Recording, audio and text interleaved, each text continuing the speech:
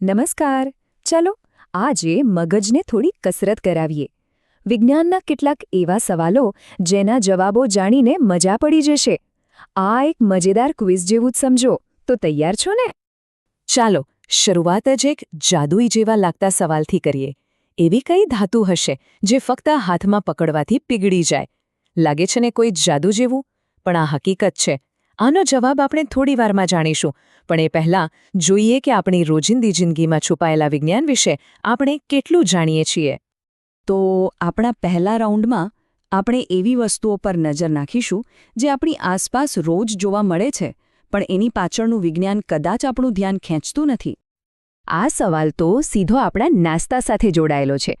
આપણે જ્યારે પણ ચિપ્સનું પેકેટ ખોલીએ છીએ ત્યારે એવું જ લાગે કે અંદર ચિપ્સ ઓછી અને હવા વધારે છે. પણ એ ખાલી હવા નથી હોતી, એ એક ખાસ ગેસ છે જે ચિપ્સને લાંબા સમય સુધી તાજી અને કડક રાખે છે. કયો વાયુ હશે એ? કોઈ અંદાજ?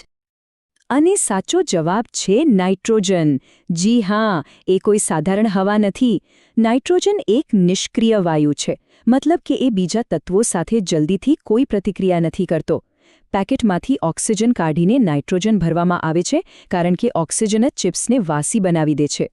તો હવેથી જ્યારે પેકેટ ખોલો ત્યારે યાદ રાખજો, એ નાઇટ્રોજનને કારણે જ આપણને દર વખતે મસ્ત કુરકુરો સ્વાદ મળે છે.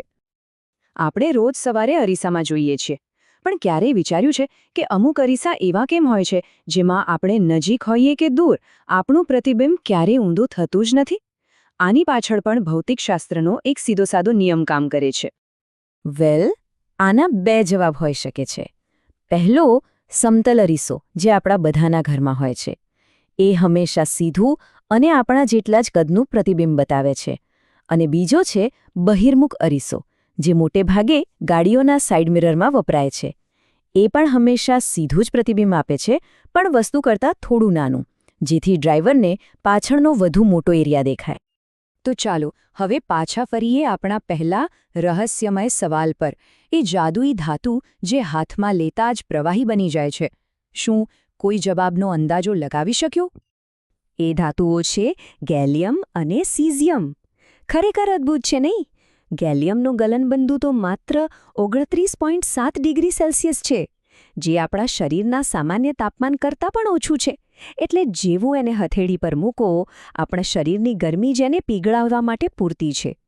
આ તો વિજ્ઞાનનો એક જીવંત ચમત્કાર છે. સરસ. હવે થોડા ઊંડાણમાં જઈએ. આપણા બીજા રાઉન્ડમાં આપણે પદાર્થના મૂળભૂત ગુણધર્મો વિશે વાત કરીશું, જે આખા બ્રહ્માંડનો પાયો છે. ચાલો એક સામાન્ય માન્યતાને ચકાસીએ. આપણે હંમેશા સાંભળ્યું છે કે ધાતુઓ વીજળીનું વહન કરે છે.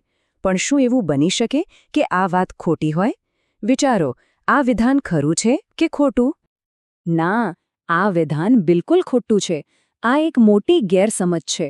હકીકત એ છે કે ધાતુઓ વિદ્યુતની શ્રેષ્ઠ સુવાહક છે.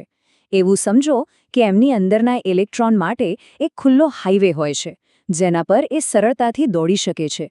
અને આ જ ઇલેક્ટ્રોનનો પ્રવાહ એટલે વીજળી. હવે વાત કરીએ ધાતુઓના એક ખાસ ગુણની, તન્યતા. એટલે કે તેને ખેંચીને કેટલો લાંબો અને પાતળો તાર બનાવી શકાય. તો એવી કઈ ધાતુ છે જે આ મામલે ચેમ્પિયન છે? અને એ છે સોનું. સોનાની તન્યતા ખરેખર આશ્ચર્યજનક છે. જાણીને નવાઈ લાગશે કે માત્ર 1 ઓન્સ એટલે કે લગભગ 28 ગ્રામ સોનામાંથી 80 કિલોમીટર લાંબો તાર બનાવી શકાય છે. કલ્પના તો કરો. આ જ કારણ છે કે તેનો ઉપયોગ નાજુક ઘરેણાંથી લઈને આધુનિક ઇલેક્ટ્રોનિક્સ સુધી બધે જ થાય છે. ચાલો હવે એવા બળોની દુનિયામાં જઈએ જે દેખાતા નથી પણ આખા બ્રહ્માંડને ચલાવે છે. આ રાઉન્ડ છે કુદરતના અદૃશ્ય બળો વિશે. ભૌતિકશાસ્ત્રનો એક સૌથી મૂળભૂત પ્રશ્ન. બ્રહ્માંડમાં ગતિની એક હદ છે, એક અંતિમ સ્પીડ લિમિટ. એનાથી વધુ ઝડપથી કશું જ મુસાફરી કરી શકતું નથી. તો એ ગતિ કેટલી છે? એ છે લગભગ 3 લાખ કિલોમીટર પ્રતિ સેકન્ડ. આ આંકડો એટલો મોટો છે કે કલ્પના કરવી પણ મુશ્કેલ છે. આટલી ઝડપે તો આંખના પલકારામાં પૃથ્વીના 7 કરતાં પણ વધુ ચક્કર લગાવી શકાય. આ બ્રહ્માંડનો નિયમ છે પ્રકાશથી ઝડપી બીજું કંઈ નહીં.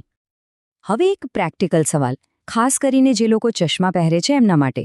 જો કોઈના ચશ્માના લેન્સનો પાવર -2 ડાયોપ્ટર હોય તો તેની કેન્દ્ર લંબાઈ કેટલી થાય? આ એક સીધી સાદી ગણતરી છે. જવાબ છે -0.5 મીટર. કેન્દ્ર લંબાઈ હંમેશા પાવરનો વ્યસ્ત હોય છે અને અહીં માઇનસની નિશાની એ બતાવે છે કે આ એક અંતર્ગોળ લેન્સ છે. આ પ્રકારના લેન્સનો ઉપયોગ દૂરની વસ્તુઓને સ્પષ્ટ જોવા માટે થાય છે, જેને આપણે લઘુદ્રષ્ટિની ખામી કહીએ છીએ.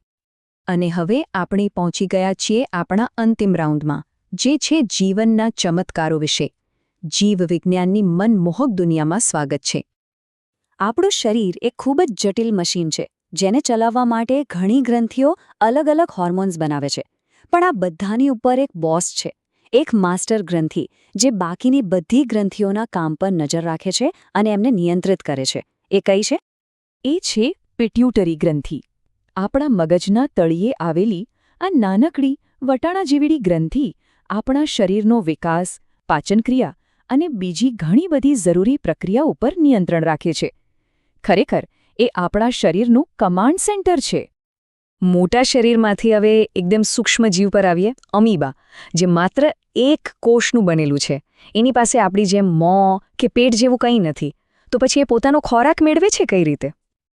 તે કૂટપાદનો ઉપયોગ કરે છે. કૂટપાદ એટલે ખોટા પગ. જ્યારે અમીબાને કોઈ ખોરાકનો કણ દેખાય ત્યારે તે પોતાના શરીરને લંબાવીને એની આસપાસ ખોટા પગ જેવો આકાર બનાવે છે અને ધીમે ધીમે એ કણને પોતાના શરીરમાં સમાવી લે છે. પ્રકૃતિની રચના ખરેખર અદ્ભુત છે. તો આ સાથે આપણી વિજ્ઞાનની સફર અહીં પૂરી થાય છે. આશા છે કે આ સવાલ જવાબમાં ખૂબ મજા આવી હશે. પણ જતાં પહેલાં એક છેલ્લો સવાલ, જે વિચારવા પર મજબૂર કરી દેશે.